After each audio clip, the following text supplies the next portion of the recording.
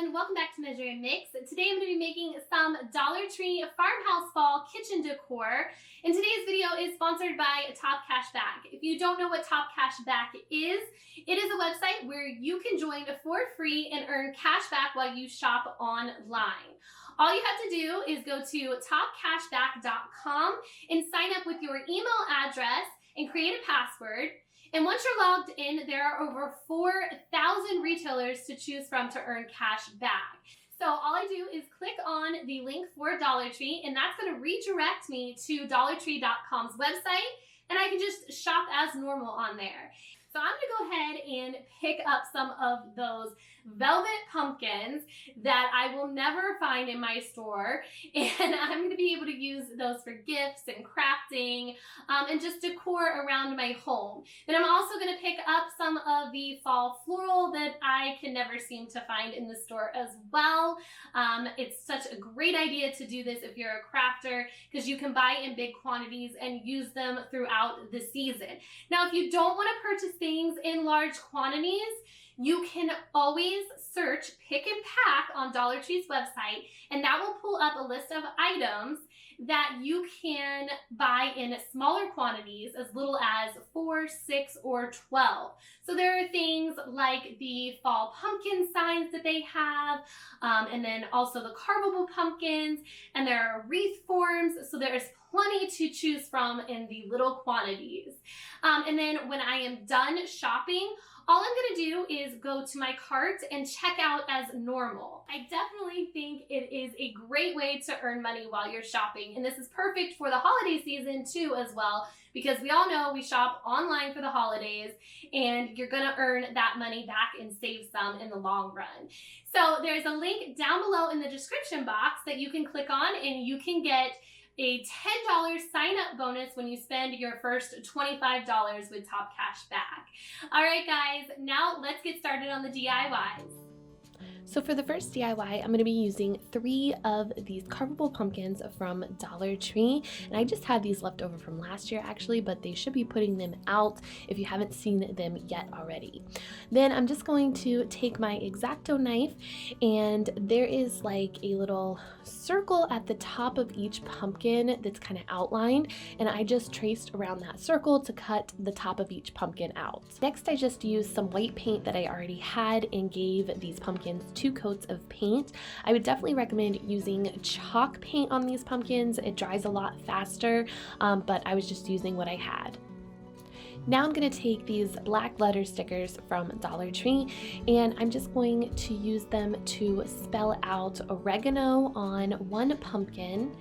And then the other pumpkin I spelled out rosemary on, and then the last pumpkin I spelled out thyme on. And I'm going to use these as little herb planters in my kitchen for fall, because I like having fresh herbs in my kitchen, so I think these will work perfect for that. Lastly, I just filled each pumpkin planter with some dirt, and then I added my rosemary, thyme, and oregano to the planters. And that was it. I just placed these in my kitchen, and I think that these are going to be great to use throughout fall. I will have fresh herbs right at my fingertips when I am cooking.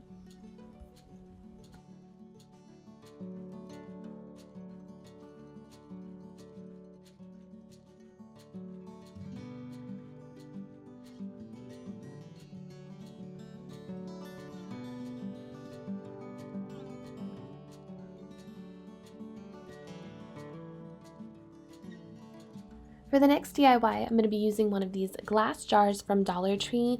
They are one of the larger glass jars that Dollar Tree carries, and I'm going to be making a cookie jar for fall out of it. Next, I'm going to take these stencils that I got from Dollar Tree, and they are sticker stencils. I got them last year around this time. I'm pretty sure they still sell them, but you could use any stencil that you would like. I am just going to cut out the letters to spell Harvest Bakery, and then what I'm going to do is I'm just going to take the backing off of each letter, and then I'm going to go ahead and spell out the word harvest with those stickers. After I got the stickers placed onto the glass for the word harvest, I just came back with a black permanent marker and went over the lettering with that. I let that dry for about a minute, and then I came back and removed the stickers to reveal the lettering. I did reserve the A, R, and the E for the word bakery, and then you can see when I peeled the stickers off there was a little bleed through, but I'm going to come back and fix that in just a moment. But first I'm going to go ahead and lay out the letters for bakery below harvest, and then I'm going to take my permanent marker again and I'm just going to go over that lettering, and then I'm just going to remove the stickers like I did last time after the marker was dry. Now that my stickers are all removed, I'm going to come back and clean up that bleed through that I got. And for that, I'm going to use some of this lime essential oil. You can use any type of citrus oil you would like. This is just what I had on hand already. So I just put a little tiny bit on the end of a Q-tip, and then I just wiped around the lettering. And then I used the other side of the Q-tip just to clean it up a little bit. And this worked out really well, and if I took too much of the permanent marker off, I just came back with the permanent marker and just retraced the lettering. I do want to mention that I am not planning on putting any Mod Podge or baking this glass to protect the Sharpie, because I don't plan on submerging it in water or really wiping it at all on the outside. I'm probably just going to wipe the inside clean, so I don't think I need to do that, but you can do that if you would like. So lastly, all I'm going to do is add some little decorative design in a pumpkin, and I'm done. I love how this turned out for fall.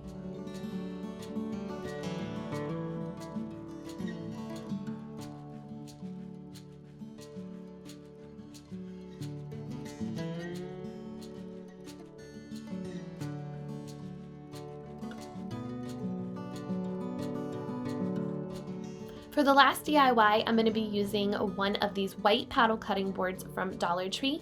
The first thing I'm going to do with it is just use some white linen chalk paint and give it 2 coats of paint on the front and the back. You're probably wondering why I am painting this white when it already is white, but I want to give this more of a wood look, so I like the brush strokes. And then also I need something for my stain to adhere to, because it won't just stick to plastic. So after the white paint was dry, I came back with this stain and I just painted it on the front and the back, just 1 coat. And it does take a long time for this stain to dry, so I came back with a blow dryer to kind of help speed up the process. But I would recommend doing this on a sunny day, because after it was kind of dried a little bit, I went ahead and took it outside and let it dry for a couple hours, so that way it wasn't tacky anymore. Or you could let this dry overnight. Then once it was all dry, I brought it back inside, and I'm just going to take one of these galvanized metal thankful signs that comes from Dollar Tree, and I'm just going to hot glue it down to my cutting board. I would recommend using super glue. Hot glue doesn't work the greatest. Then I just tied a piece of twine at the top and I was all done.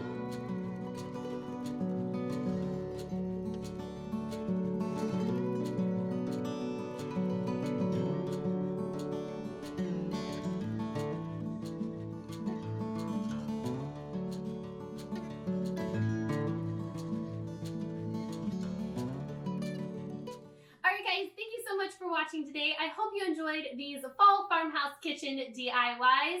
Make sure to give this video a thumbs up.